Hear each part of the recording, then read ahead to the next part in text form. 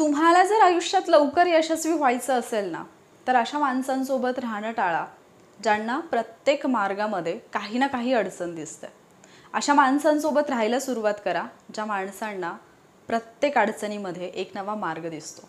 आणि मग पहा, तुम्हाला सुद्धा तुमच्या यशाचा मार्ग खूप लवकर गवसेल.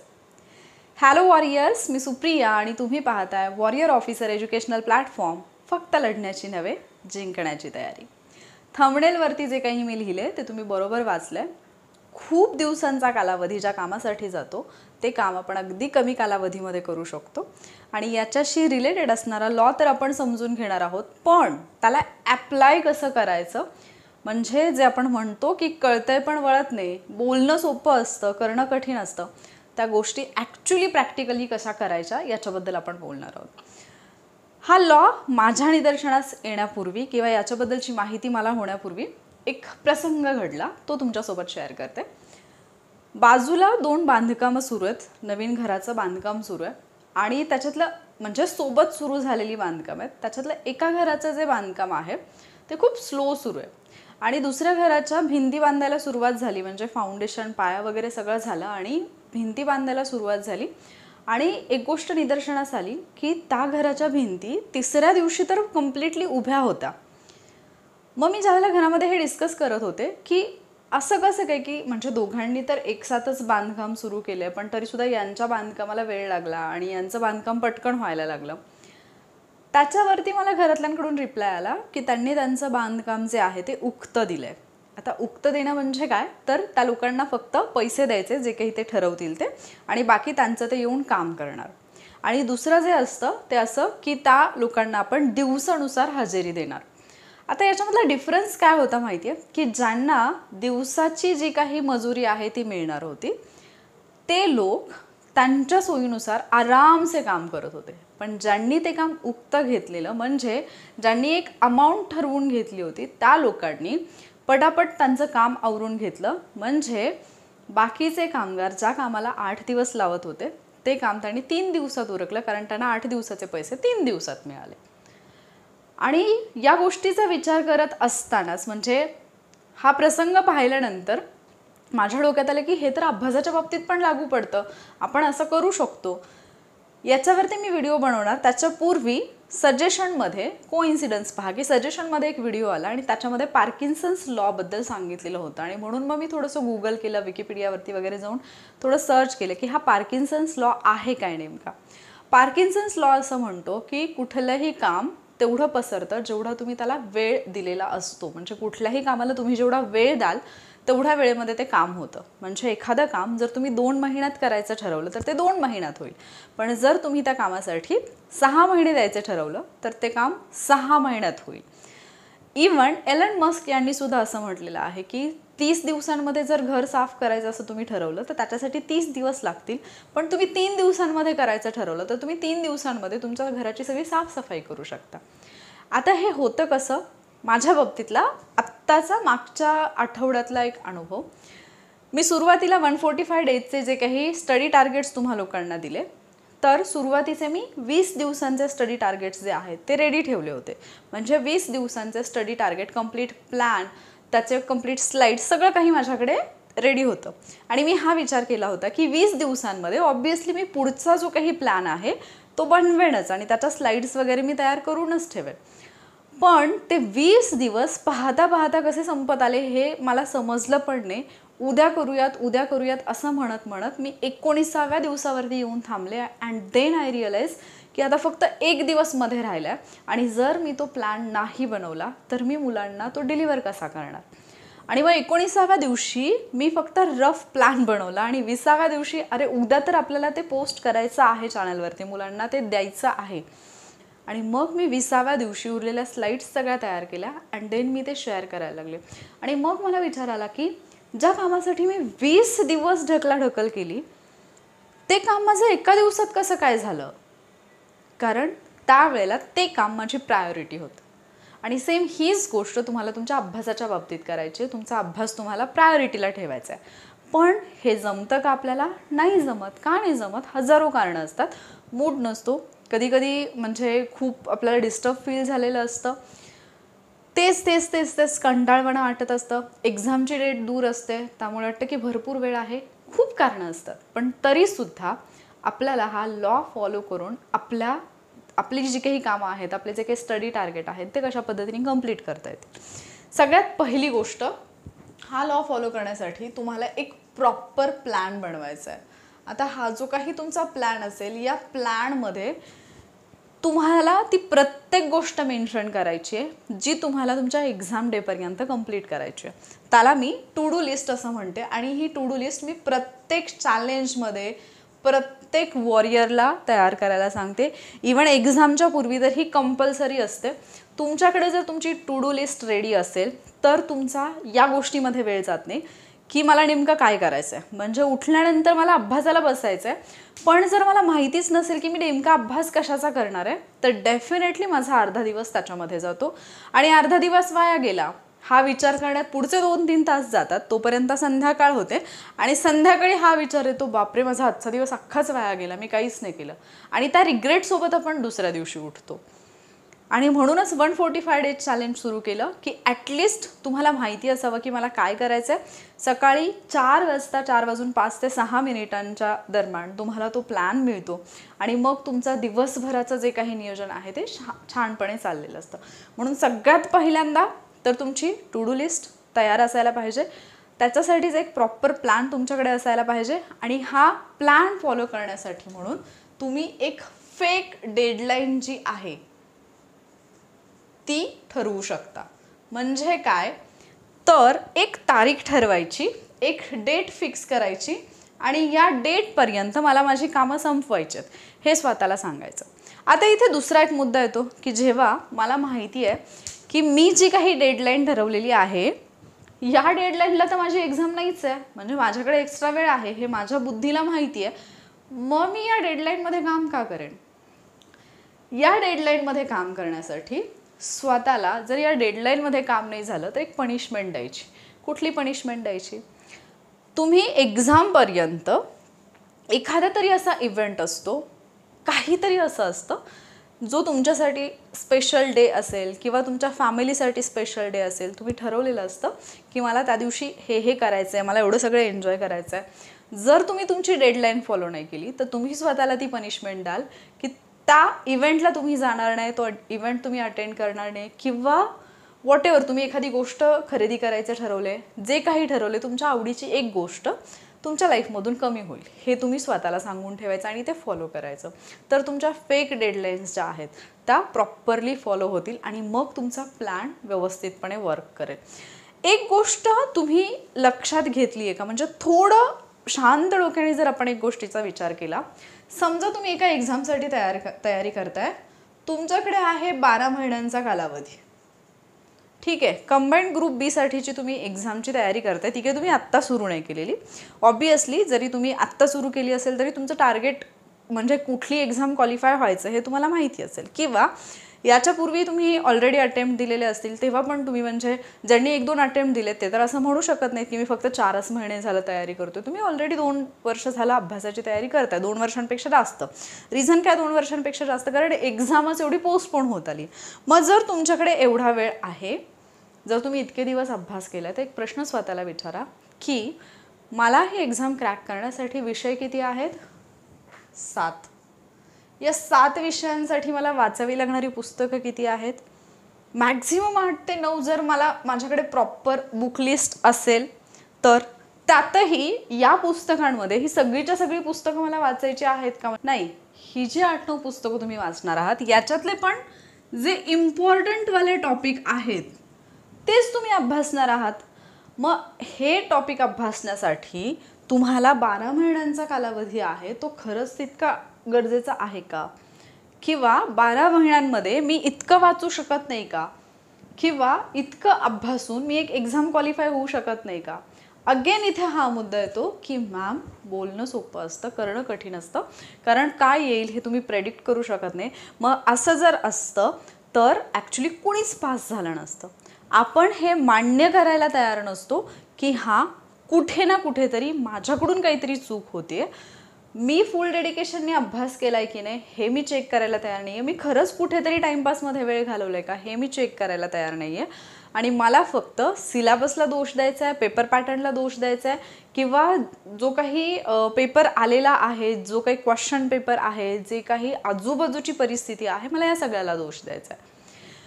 दुसरा एक मुद्दा लक्षात घ्या, हे तुम्ही पण एक्सपिरियन्स केलं असेल की रोज सकाळी उठल्यानंतर तुम्ही तुमची कामं करता. तुम्ही जर फॅमिलीमध्ये राहून करत असाल तरी पण तुम्ही हा एक्सपिरियन्स घेतला असेल की सकाळी 10, 11, 12 वाजेपर्यंत आपली सगळी कामं उरकतात. पण जर तुम्हाला एखाद्या दिवशी 9 वाजता अख्ख्या फॅमिलीला कुठेतरी बाहेर जायचं आहे, तर त्या दिवशी 9 वाजता सगळी कामं उरकलेली असतात. असं का होतं? कारण त्या दिवशी मला तिथे जायचं आहे ही माझी प्रायोरिटी असते. आणि मग त्या दिवशी मी फक्त तीच कामं करते जी माझ्यासाठी इम्पॉर्टंट आहेत. आणि जर हे तुम्हाला तुमच्या स्टडीमध्ये अप्लाय करता आलं तर डेफिनेटली तुमचा जो काही म्हणजे हा सिलेबस अभ्यासण्यासाठी तुम्हाला जो काही 2-3 वर्षांचा वेळ लागणार आहे त्याच्यापेक्षा खूप कमी कालावधी लागू शकतो आणि कमी कालावधीमध्ये तुम्ही ते यश संपादन करू शकता. आता तिसरा पॉईंट येतो तो म्हणजे स्वतःला आठवण करून द्या. प्रत्येक वेळी कुठल्या गोष्टीची आठवण करून द्या? कसं आहे ना, असं म्हटलं जातं की तुमच्या आजूबाजूला जेवढा तुम्ही पॉझिटिव्ह लाईन्स लिहून ठेवाल, पॉझिटिव्ह गोष्टी लिहून ठेवाल, तेवढं तुमच्या लाईफमध्ये पॉझिटिव्ह गोष्टी घडतात. आणि याच्याशी मी 100% सहमत आहे. कारण मला माहिती आहे की तुमच्या ज्या व्हायब्रेशन्स असतात, तुम्ही ज्या पद्धतीने विचार करता, तुम्हाला जे वाटतं आणि तुम्ही जसे आहात, तुम्ही तुमच्याकडे तशाच गोष्टी अट्रॅक्ट करून घेता.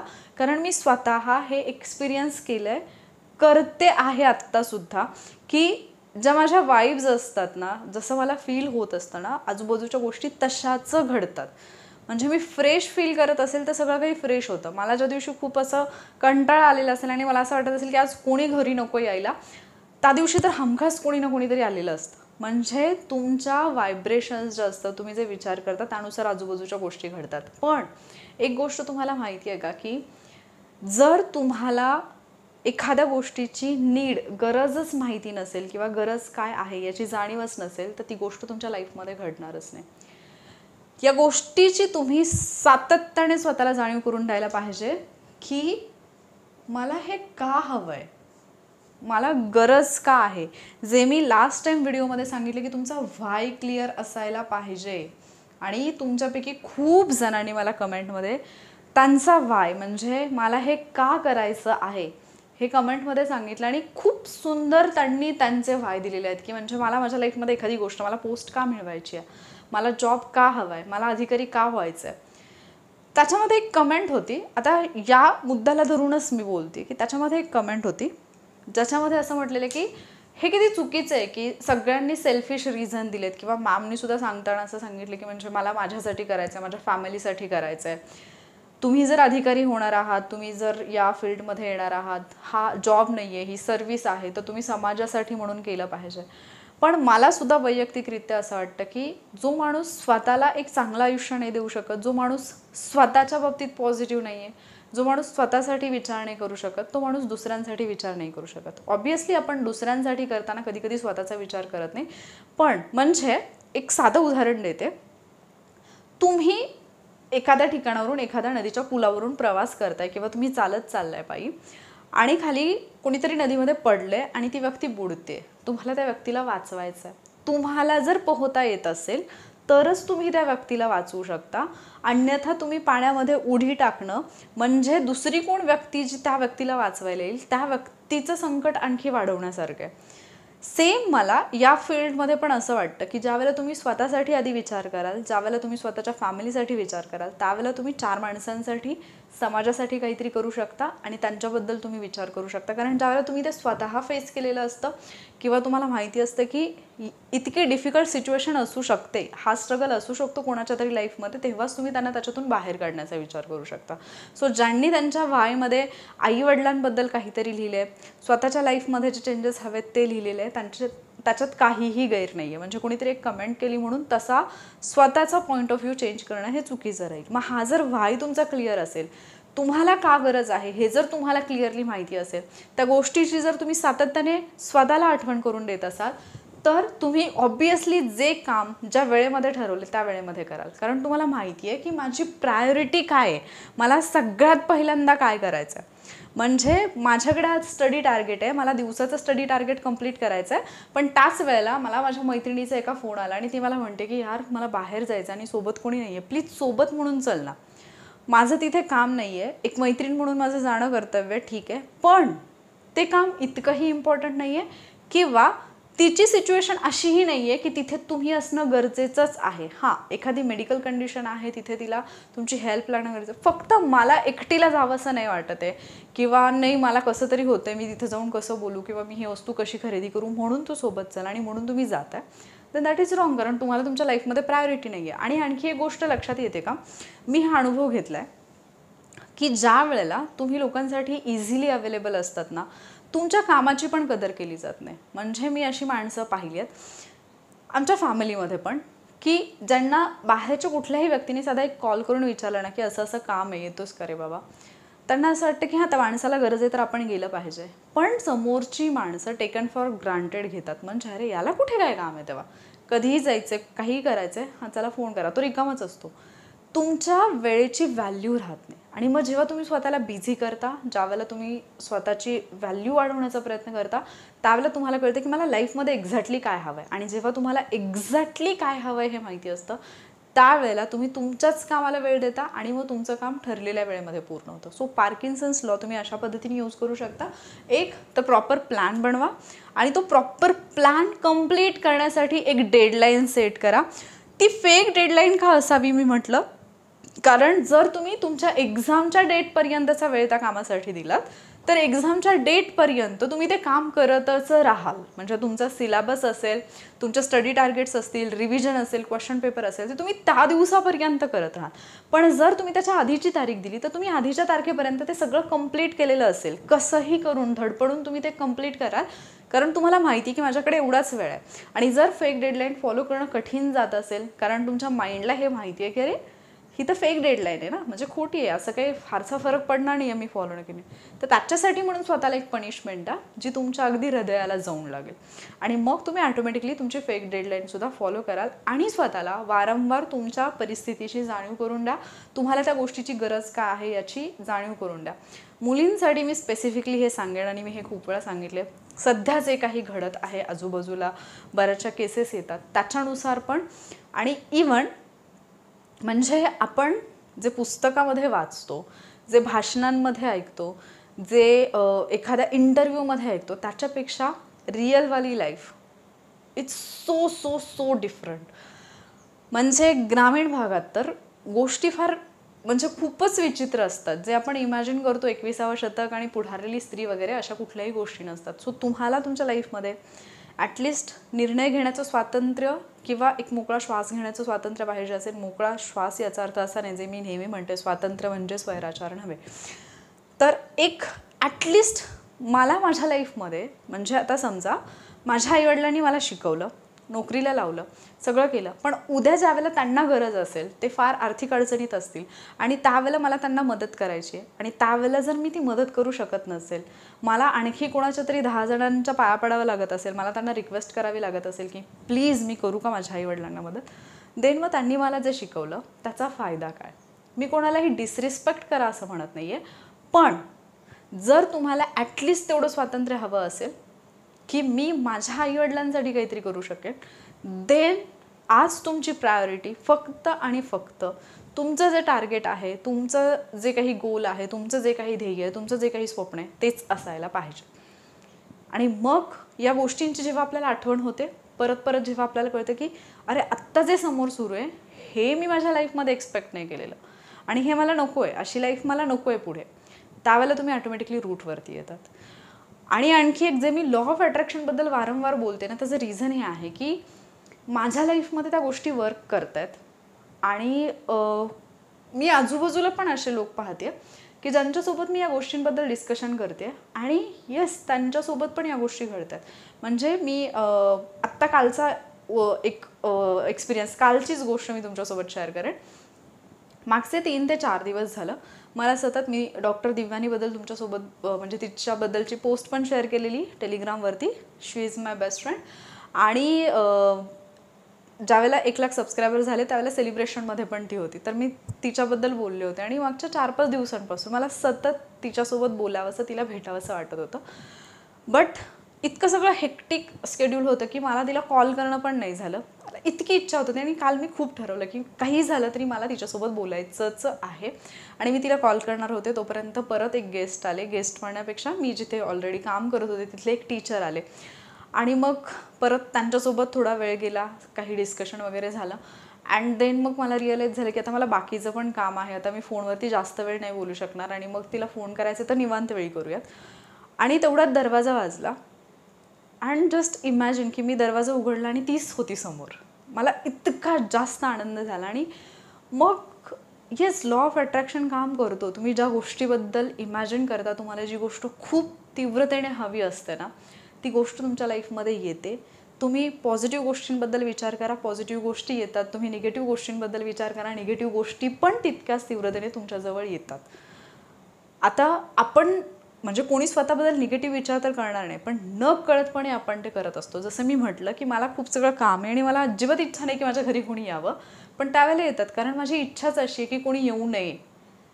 आणि युनिव्हर्सला नाही, नको, नाही हे शब्द कळत नाहीत.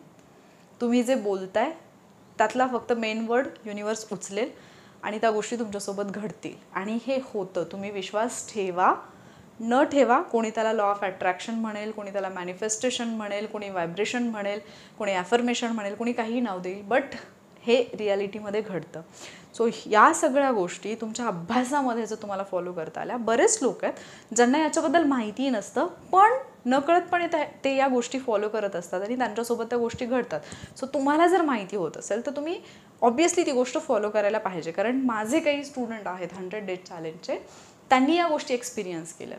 आणि मग पार्किन्सन्स लॉ जे काही सांगतोय की तुम्ही दिलेल्या वेळेमध्ये तुमचं काम पूर्ण होतं. मग तुम्ही ती वेळ जास्त दिलीत तर जास्त वेळ लागेल, कमी दिलीत तर कमी वेळ लागेल. तुम्ही 10वीला 12वीला असताना हा एक्सपिरियन्स घेतला असेल की आपली एक्झाम ज्या वेळेला असते, सलग जे पेपर असतात, म्हणजे आज पेपर झाला की उद्या पण पेपर आहे, तर आजचा पेपर झाल्यानंतर आपण घरी आलो की उद्याच्या पेपरचा सगळा अभ्यास एका दिवसात करतो. पण ज्यावेळेला म्हणजे भूमिती बीजगणितचे पेपर असतात, 2-3 दिवसांची जर सुट्टी असेल तर पहिला दिवस पेपरवरून आल्यानंतर आपला असाच जातो, कदाचित दुसरा पण तसाच जातो. तिसऱ्या दिवशी दुपारनंतर आपल्याला होतं की अरे उद्या पेपर आहे, मला आज अभ्यास करायचा आहे. म्हणजे जेवढा जास्त वेळ तुमच्याकडे असतो तेवढे लेझी तुम्ही बनता, तुम्ही टाळाटाळ करता. सो तुमची एक टू डू लिस्ट असायला पाहिजे आणि प्रायोरिटी तुमची फिक्स असायला पाहिजे. मी हे खूप वेळा सांगते प्रत्येक गोष्टीमध्ये, फक्त अभ्यासाच्या बाबतीत नाही. जर तुमची प्रायोरिटी तुमच्याकडे असेल ना फिक्स, तर सगळ्या गोष्टी होतात. हे पण तुम्ही पाहिलं असेल की तुम्ही एखादा कोर्स परचेस केला आहे, एखादी बॅच घेतली आहे आणि त्याची व्हॅलिडिटी 3 महिन्यांची आहे. 3 महिन्यांमध्ये तुमचे लेक्चर नाही पाहून झाले आणि तुम्ही टीचरला रिक्वेस्ट करताय. माझ्या बाबतीत खूप असं होतं की मला खूप रिक्वेस्ट करा, मॅम प्लीज व्हॅलिडिटी एक्सटेंड करून द्या, मॅम प्लीज व्हॅलिडिटी एक्सटेंड करा.